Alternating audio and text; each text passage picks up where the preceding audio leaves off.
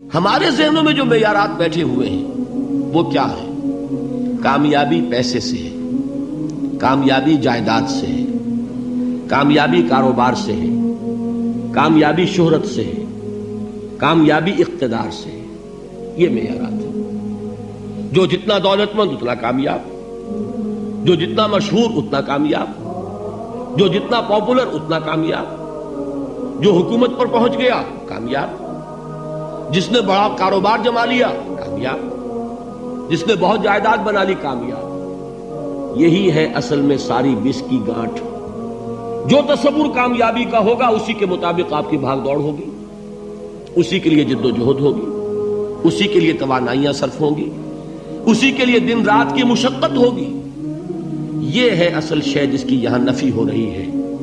کامیابی دولت سے نہیں، کامیابی شہرت سے نہیں، کامیابی اقتدار اور طاقت اور حکومت سے نہیں، بلکہ کامیابی ہے ایمان سے، عمل صالح سے، تواصی بالحق سے، تواصی بالصبر سے. آپ غور کیجئے اس نقطہ نظر کا، اس ایٹیچیوڈ کا، یہ جو مینٹل ایٹیچیوڈ ہے اس کا بدل جانا ہی انسانی شخصیت کے اندر انقلاب برپا کرے گا.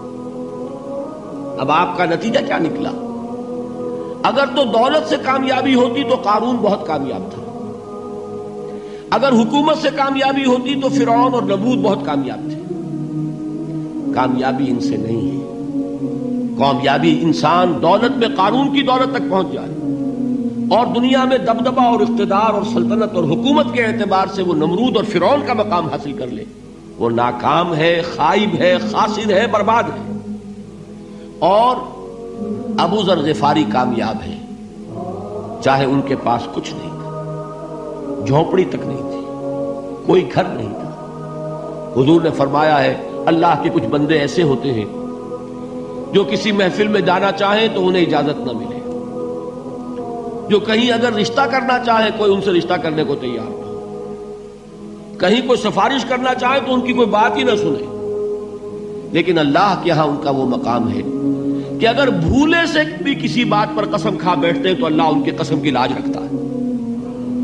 یہ ہے فرق. یہ جان لیجیے اچھی طرح. اس بات کا مان لینا آسان، اس پر سبحان اللہ کہنا آسان، لیکن اس کے مطابق آپ کے اپنے ذہن کا بدل جانا بہت مشکل. اس لیے کہ ہم متاثر ہوتے ہیں اپنے ماحول سے.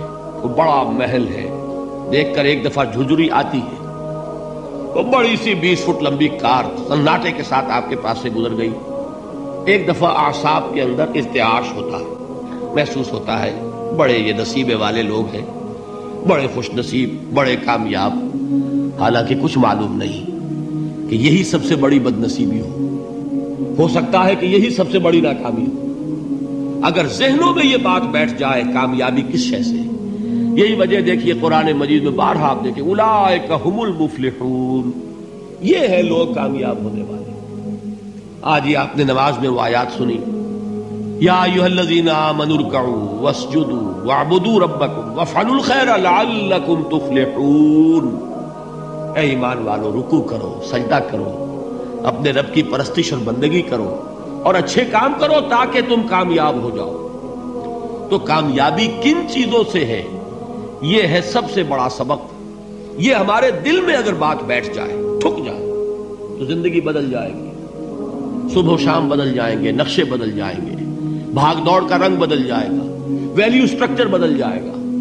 آج وہ ایک چیز نہایت اہم نظر آ رہی ہے، کل نہایت غیر اہم نظر آئے گی. جیسے کہ حضور کی حدیث ہے مالی ولی دنیا، مجھے تمہاری اس دنیا سے کیا سروکار ہے.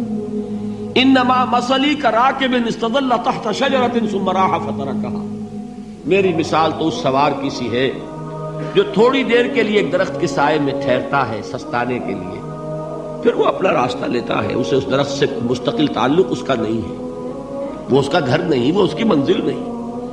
اسی طرح یہ دنیا میرا گھر نہیں ہے. اب دیکھیے ہم کہتے ہیں انا للہ و انا الیہ راجعون، ہم تو مسافر ہیں، ہم اللہ کے پاس سے آئے، اللہ کی طرف ہمیں لوٹ جانا ہے. کن فی الدنیا کانک غریب و عابر سبیل، حضور فرماتے ہیں دنیا میں ایسے رہو جیسے کہ تم اجنبی ہو یا راہ چلتے مسافر. لیکن یہ طرز عمل کب ہوگا؟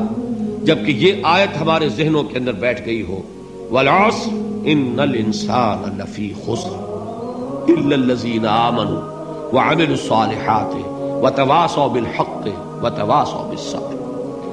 یہ ہے اصل بات جو میں نے عرض کیا تھا کہ میں بتاؤں گا صحابہ کیوں ایک دوسرے کو یاد دلاتے تھے۔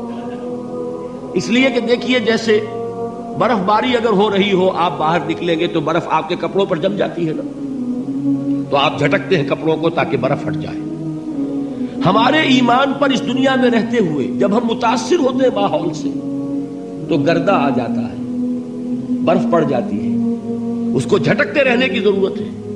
اور وہ جھٹکنے کی بہترین اور مؤثر ترین شکل یہی ہے کہ یاد رکھو کامیابی ان چیزوں سے نہیں ہے۔ چمک دمک جو ہے دنیا کی، یہ ساری چمک دمک جو تمہیں رجھا رہی ہے، جو تمہیں اپنے اندر گم کیے ہوئے، یہ لفظ گم پر اقبال کا وہ شعر یاد آ گیا کہ کافر کی یہ پہچان کے آفاق میں گم ہے، اور مومن کی یہ پہچان کے گم اس میں ہے آفاق۔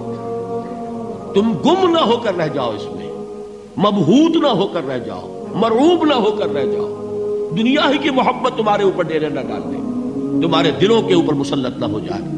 لہذا تازہ کرتے رہا کرو، والعصر ان الانسان لفی خسر الا الذین آمنوا وعملوا الصالحات وتواصوا بالحق وتواصوا بالصبر۔ پھر یاد کر لو، پھر تازہ کر لو اپنے اس یقین کو کہ کامیابی دولت سے نہیں، کامیابی ثروت سے نہیں، کامیابی اقتدار سے نہیں، کامیابی شہرت سے نہیں، کامیابی جائیداد سے نہیں، کامیابی ہے ایمان سے، کامیابی ہے عمل صالح سے، کامیابی ہے تواصی بالحق سے، کامیابی ہے تواصی بالصبر سے۔